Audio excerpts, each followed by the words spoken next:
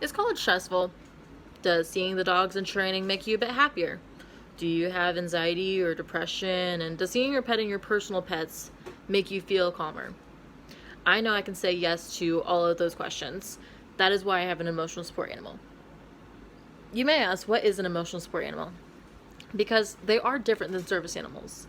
Service animals help their person with their daily life and so much more.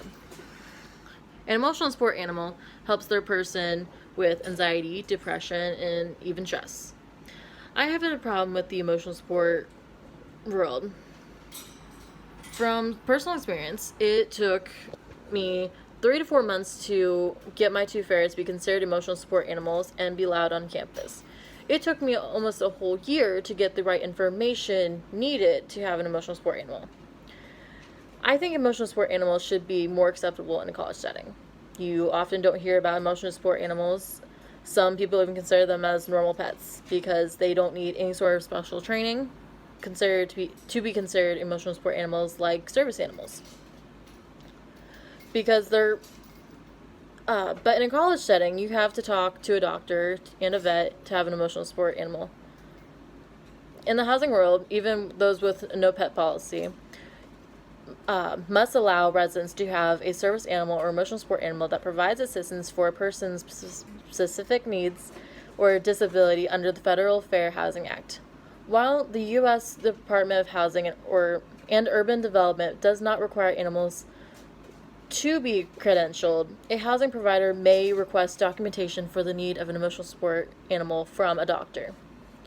But emotional support animals help their person by bringing them back to reality, helping them realize whatever they are focused on or worried about isn't as big as they are making it out to be in their head. If you're in a similar position, you would want the opportunity to have the support of an emotional support animal without having to jump through so many hoops. The problem is counselors on campus aren't allowed to approve students of an emotional support animal. To paint you a picture, a year ago, I started this difficult process myself. It was very stressful. I talked to a school counselor to get information about emotional support animal. I was told who to talk to and that I could get an emotional support animal and that on-campus counselors were allowed to approve it. But I ended up being told the counselor I was seeing could not give the approval and I had to see another doctor or a different therapist to ask about it. I gave up on the idea for a while and ended up really struggling that semester. More than I should have that. The next semester, I finally decided to inquire about an emotional support animal again and had to start the whole process over. I had to establish a relationship with a new school counselor that semester and was advised to go on medical leave because he couldn't approve an ESA. So I went on medical leave, and to return from medical leave, I had to be approved by a non-school counselor that I was ready to come back to school.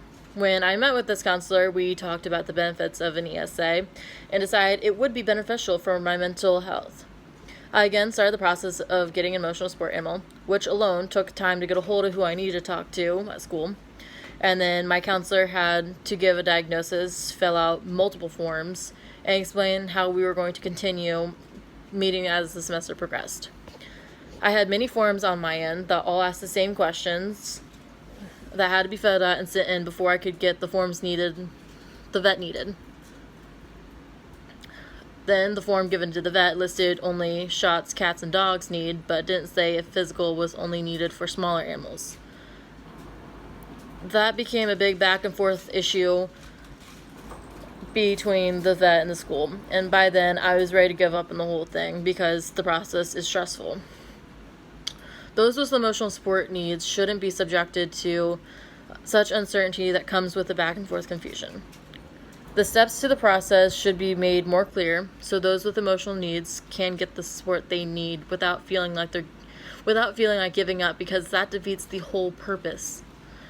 They could make the process of getting an ESA easier by allowing school counselors the ability to approve an ESA for students. They could also take the amount of forms needed and condense them down to 3 forms. One for the student to apply for an ESA, one for the vet to approve an animal's health to the school, and one for the counselor to diagnose and apply on the student's behalf to the school. As it stands, there are 3 forms for the counselor that are confusing as can be. 1 form for the pet, 1 back and forth form for the vet, and 2 forms needed for the student.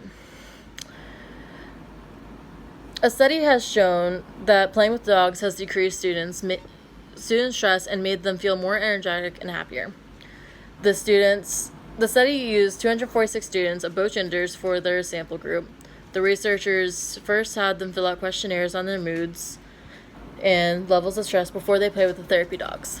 Then the researchers allowed the students to play with 12 different therapy dogs. About 10 hours after each session of play, the students answered another questionnaire detailing their mood and stress level again. Their results showed that students were less stressed, more energetic, and happier after the dog session. And this positive effect diminished very little over time. While others may think having an emotional support animal adds more responsibility and stress, I feel that an emotional support animal that you have to care for is a reason to get out of bed and care for them and yourself, even when life is not great. When depression, anxiety, and the stress of school become too much, there is someone there to calm you down and make you realize that you have more to think about than just yourself, and makes things seem smaller than you originally made it out to be in your head. Emotional support animals bring you out of your thoughts and back to reality. Picture one of your friends is struggling with mental health. Wouldn't you want them to be able to get help that they need? If they could make the process of getting an ESA easier, I think we would see a lot less anxiety and depression among students, and maybe even a lot less dropouts. I think we would all like to know those around us are getting the support they need if they are having trouble, and to be able to get that help without the hassle and confusion.